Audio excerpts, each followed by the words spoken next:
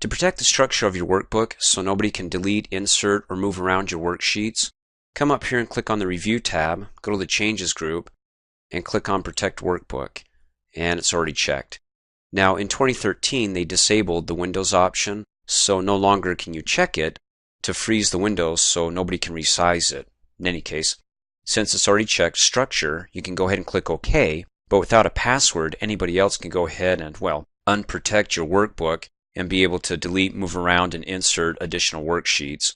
So if you want to go ahead and type in a pass, I typed in pass, hit enter, and then confirm it by typing it in again, hit enter, and now it's protected. And you can see up here in the Changes group that it's highlighted, so if somebody comes down here and tries to right click on a worksheet to get the option to insert, delete, rename, move, copy, color, all the other structure options, they can't do it. So to go ahead and get those options back, well, come back up here, deselect Protect Workbook, be sure to type in your password, hit enter, and then you can go ahead and right click on the worksheet and be able to insert, delete, rename, and so on.